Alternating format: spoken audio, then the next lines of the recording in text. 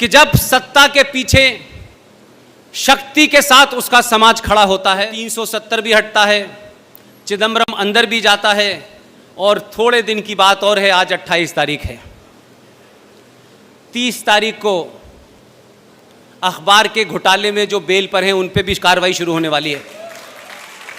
तो ये मत समझिए कि आप जो गलती पिछले कई सालों से कर रहे थे कि आपको तो वोट देना है, किसी को दे दो भाई, हमें क्या फर्क पड़ता है, इनको आना है उनको आना है, लेकिन पहली बार आपको भी एहसास कर दिया कि उनको नहीं आना, इन्हीं को आना है। आप अपनी इस ताकत को बनाए रखिए। और मैं जो देख पा रहा हूं, मेरे सीनियर जो देख पा रहे हैं, आप अपनी सनातन संस्कृति को प्राप्त करेंगे, उसकी शुरुआत हुई है। लिहाजा इसके साथ साथ आपको अपने अंदर, अपने गिरेबान में झांकना पड़ेगा। ये वो लम्हे हैं कि जिस लम्हों में अगर आप कोई खता करेंगे तो 1000 साल के बाद तक नजर नहीं आएंगे, आप कहीं पता नहीं चलेगा, क्योंकि अब तक लोगों ने आपको, आपके इस पुरुषार्थ को, इस ताकत को समझा ही नहीं था। अब वो समझ गए हैं, वो दूसरी तैयारी करेंगे। आप ये ध्यान रखिएगा कि अगर किसी कारण से भी अपनों से गलती, हमारे लिए गलती, हमारा ये नहीं हुआ, उसका ये नहीं हुआ, ये स्थिति इस देश में 500 साल तक बना के रखनी है कि इसके अलावा, इस सोच के अलावा लोग सत्ता पे न बैठें। 2 घटनाओं का जिक्र करके मैं अपनी बात को आगे बढ़ाना चाहता हूं। बोर हो रहे हो तो बता दीजिएगा।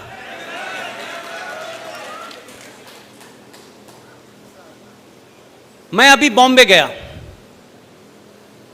वहां एक निहायत पढ़ी लिखी और इसी उत्तर प्रदेश की बहू थी वो।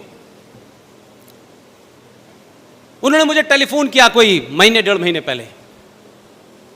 तो जम्मू कश्मीर के सिलसिले से कुछ दलितों का भी एक सिलसिला है, वो पहले भी मैं आपके सामने बयान कर चुका हूं और वो इससे जुड़ा हुआ है। तो जब भी जाता था तो मैं उस घटना को बताता था और साथ साथ ये भी कहता था कि पूरी दुनिया में कोई किसी से कितनी भी नफरत कर ले, लेकिन वो नफरत, उस नफरत को संवैधानिक तौर पे जस्टिफाई अगर कहीं किया गया है तो वो है जम्मू कश्मीर।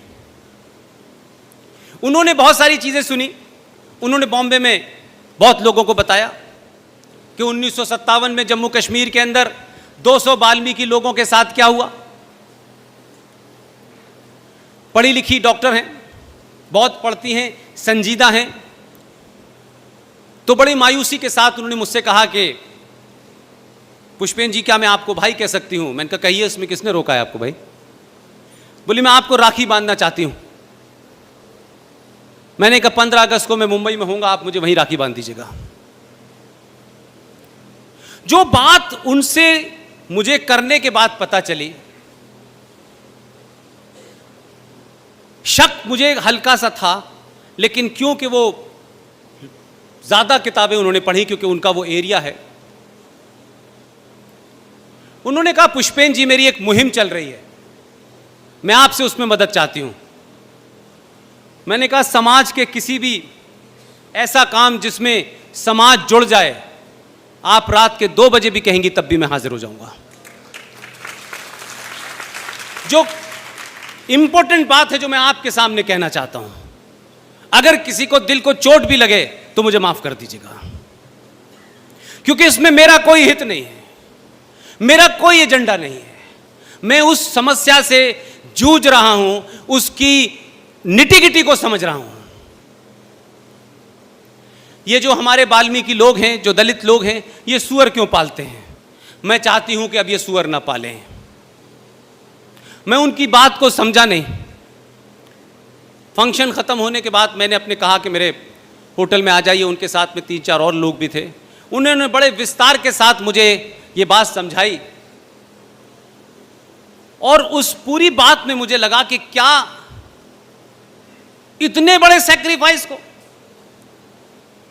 इतने बड़े एक ऐसे समय में जब आप खुद खतरे में हो, आपका समाज खतरे में हो, आप उससे समझौता करने की जगह आप उससे लड़ने की डिवाइस निकालते हैं। यह बहुत कम होता है। यह बात अलग है कि जो अब्दुल्ला हैं कश्मीर में, वो मुसलमान होने का दावा तो 300 बार बताते हैं, लेकिन इस बार उनकी हिस्ट्री निकाली मैंने और ये पूछा कि अब्दुल्ला साहब आप बताइए 1722 में आपके जो पूर्वज थे उनका नाम क्या था। अब उन्हें पता है, ये बात अलग है कि पब्लिकली नहीं बताते। ये अब्दुल्ला फ्रॉड,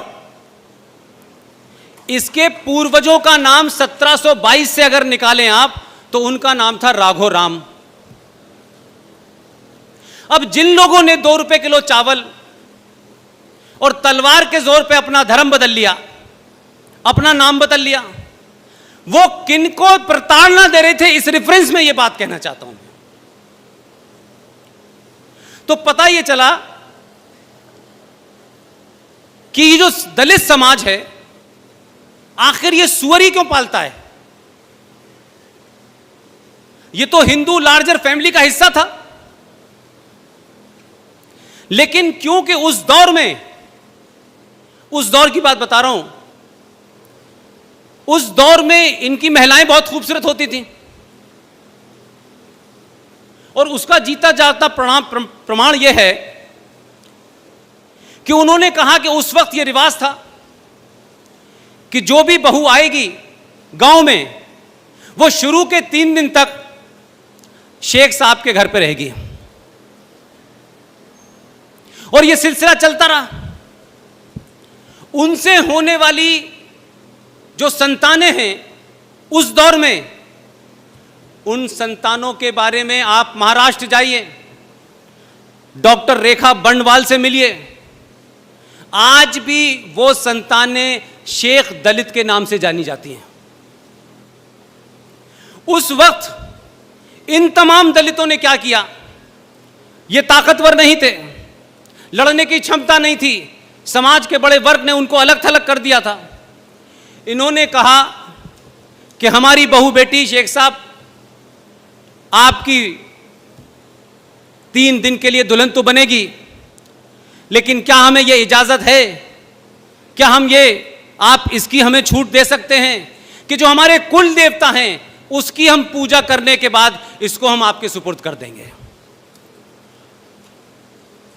उन्होंने क्या किया कि पहले कुल देवी की पूजा की, उनकी कुल देवी थी, वहां जाके पूजा हुई और ये डिवाइस निकाली कि इस कुल देवी की पूजा में सुअर की बलि चढ़ेगी।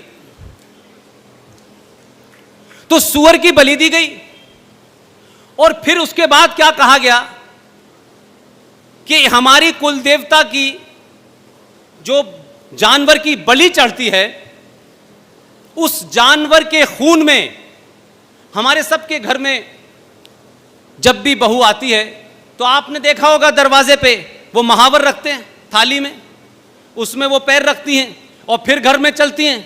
यही रस्म है कि नहीं है? उन लोगों ने कहा कि जो बलि है जानवर की, जो हमारे कुल देवता ने ली है, हमारी ये बहू इसके खून में अपने दोनों पैर गीले करेगी और जिसके भी घर जाएगी ये ऐसे ही जाएगी सबसे पहले। और ये सिर्फ उन्होंने करा नहीं, इसे करा और ये जानते हुए कि ये खबर पता चल जाए, इसका ढिंडोरा भी पीटा। और जब ये खां साहब को पता चल गया कि सुअर को काटा गया है और उसके खून के पैर इसमें हैं, ये मेरे बिस्तर के पास आ जाएंगे तो अल्लाह मुझे तो वैसे ही खारिज कर देगा, तो पहली फुर्सत में ये रस्म उसी दिन से बंद हो गई। तो जो हजारों साल से जिनके पास ऑप्शन थे, जिनके पास ऑप्शन खुला हुआ था अब्दुल्ला की तरह, उन्होंने उस ऑप्शन को नहीं चुना। वो आज भी हैं। और जम्मू कश्मीर की घटना का जिक्र करते हुए मैं बात अपनी साबित करना चाहता हूं कि वो खून खत्म नहीं हुआ है, वो सोच खत्म नहीं हुई है। 1957 की घटना को रेफरेंस में बता रहा हूं, आप लोगों को बता चुका हूं, और उस संदर्भ में मैं क्या कहना चाहता हूं, यह मेरा पॉइंट है। 1957 में उस वक्त जो शेख थे, 1200 साल पहले, मुझे उनका पता नहीं, लेकिन ये नकली शेख कश्मीर में जो हैं, कन्वर्टेड जो हैं, जिन्होंने तलवार के दम पे नई शलवार पहन ली है, इन्होंने क्या किया, इनको लगता था कि हम जितना अत्याचार करेंगे उतना ही होगा। तो शेख साहब के उस सूबे में 1957 के अंदर दलितों ने,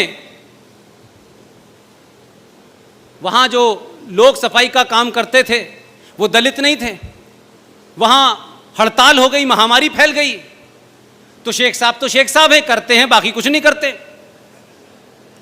तो आप सोचिए कि बख्शी गुलाम मोहम्मद साहब, जिनके नाम के आगे मोहम्मद लगाए, उन्होंने अपने कैबिनेट के 2 लोगों को भेजा कि भाई जाइए, हिंदुओं में कोई कम्युनिटी होती है वो ये गंदगी साफ करती है, उसको लेके आइए। उनके 2 कैबिनेट मिनिस्टर गए गुरदासपुर, पठानकोट और अमृतसर, और 200 वाल्मीकि लोगों को लेके कश्मीर में आए, और उनसे यह वादा किया गया कि आप यहां रहिए, हम आपको नागरिकता भी देंगे, हम आपको नौकरी भी देंगे। मैं उन तमाम लोगों से मिला हुआ हूं, इस 35A के दौर में सबको गले लगाया मैंने। आप सोचिए जरा, 1957 के अंदर तो भारत के अंदर इंग्लिश सिस्टम भी नहीं आया था। उस वक्त की क्या प्रथा थी कि वो शेख साहब की गंदगी जो दिन भर वो अपने पेट में इकट्ठी करते थे, वो दलित सर पे रख करके उसको शहर के बाहर डालने जाते थे। ये 1957 की घटना है। पूरे देश में इस प्रथा को, सर पे मैला ढोने वाली प्रथा को समाप्त कर दिया गया, लेकिन जम्मू कश्मीर में भारत का कानून नहीं चलता, मानी थी। उनको 1957 से लेकर के उनकी 5वीं पीढ़ी आ गई है, उनके बच्चे आज राष्ट्रीय चैंपियन हैं, MBBS करके डॉक्टर बने हुए हैं, MBA करके बने हुए हैं, इंजीनियरिंग करके बने हुए हैं। कितना दबाव आर्थिक और मानसिक और सामाजिक रहा होगा कि वो भी पिछले 60 साल से न तो वोट दे सकते थे, न उस राज्य में उनको नौकरी मिल सकती थी। लेकिन आप सोचिए जरा, इस हिम्मत की दाद दीजिए, इस बात को सराहिए। मैंने वो सीन अपनी आंखों से देखे हैं, आप सब लोग विजुलाइज कर सकते हैं इस बात को। उन लोगों को पिछले 70 साल से लगातार यह कहा गया कि अगर आप इस्लाम कबूल कर लेंगे तो फिर हम आपको यहां की नागरिकता दे देंगे। सोचिए कि उनकी 5वीं पीढ़ी में आज युवा बच्चे कंप्यूटर से, मोबाइल से खेल रहे हैं, बड़े बड़े कॉलेज में हैं, बड़ी बड़ी डिग्री लेके आए हैं। उसके बावजूद भी आज के दौर के अब्दुल्ला और मुफ्तियों को शर्म आनी चाहिए कि जो उन्होंने 1200 में नहीं किया वो उन्होंने 1957 में भी नहीं किया। आज हमारे देश में मुझे बड़े अफसोस के साथ कहना पड़ रहा है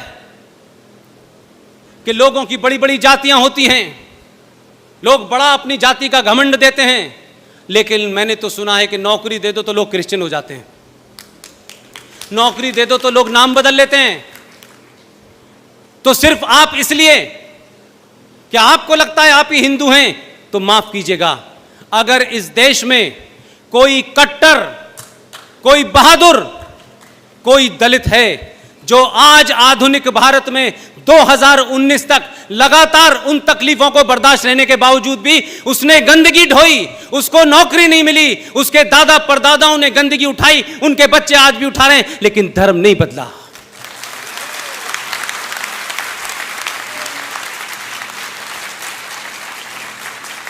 इसलिए मैं आपसे कहता हूं, प्रकृति भी, और जिसे आप भगवान कहते हैं, वो मौका जरूर देता है आपको। ऐसा नहीं है कि मौका नहीं मिलता। ये तो ऊपर वाले की ताकत और आपका पुरुषार्थ और इस देश के लोगों को सही समय पे सही चीज याद आ गई। नहीं, इतिहास का ये जो घड़ी है ये भी वैसे ही चला जाता जैसे पटेल जी के समय चला गया था। लिहाजा मैंने कई जगह कहा लोगों से कि कुछ नहीं कर सकते भाई।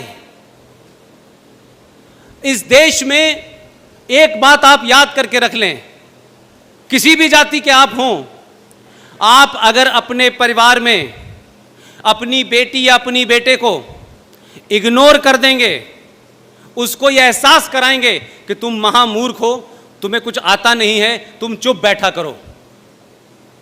आज आप 8 साल के बच्चे से जरा कह के तो देख लीजिए ये बात।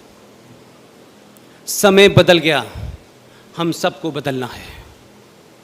इसलिए ये जो बार बार रफीक साहब के घर जाकर के सिवैयों की ईद खाने जाते हैं, मैं कह रहा हूं कि रफीक साहब के घर जाएं, ईद की सिवैयां खाएं या ना खाएं, लेकिन हफ्ते में दलित के घर का पानी जरूर पी के आएं। आप उनको नौकरियां दे दीजिए, ये तमाम सारी चीज हैं, लेकिन इंसान की एक भूख होती है, उसको नौकरी और पैसे से ज्यादा उस समाज के अंदर इस बात की कुंठा रहती है कि मुझसे क्यों नहीं गले मिलते, ये उनसे क्यों गले मिलते हैं, मुझ में क्या कमी है। वो हमेशा आपको दूर करेगी। उनको नौकरी नहीं चाहिए, उनको पैसा नहीं चाहिए, सिर्फ एक बार गले तो लगाइए। ये 22 करोड़ लोग जो आपसे अलग हो गए हैं, जो जय भीम और जय मीम के नाम से अलग हुए हैं, यही आपकी ताकत है। सिर्फ गले लगाइए, साकी सब ठीक हो जाएगा। आपको इसके साथ साथ मैंने इसीलिए कहा कि 1000 साल की गुलामी के रहने के कारणों पे जब आप चर्चा करेंगे, अकेले में करेंगे, सामूहिक करेंगे, तो ईमानदारी के साथ करिएगा। किसी पार्टी, किसी संगठन, किसी ब्राह्मण, ठाकुर, कायस्थ, इससे बाहर निकलिए। आपने अपने कारणों से अपने आप को कमजोर किया है। आपका दुश्मन उतना ही कमजोर था जितना आज कश्मीर में नजर आ रहा है, लेकिन आपकी अपनी गलतियों ने दुश्मन को मजबूत बना दिया। लिहाजा ये वो घटनाएं हैं कि जो 1200 साल पहले नहीं बने, वो 2019 में भी नहीं कन्वर्ट हुए, उनके लिए कितनी बड़ी बात है। वो 2.5 लाख लोग आज से जम्मू कश्मीर के नागरिक भी होंगे, उनको वही सैलरीज भी मिलेंगी, और जो केंद्र सरकार की फैसिलिटीज हैं कि वहां एससी एक्ट नहीं चलता था, ना तो एससी लागू होता था, ना एसटी लागू होता था विधानसभा में, अब वो भी लागू होगा। तो जो 84 सीटें हैं उनमें दलितों का भी शेयर होगा आज से।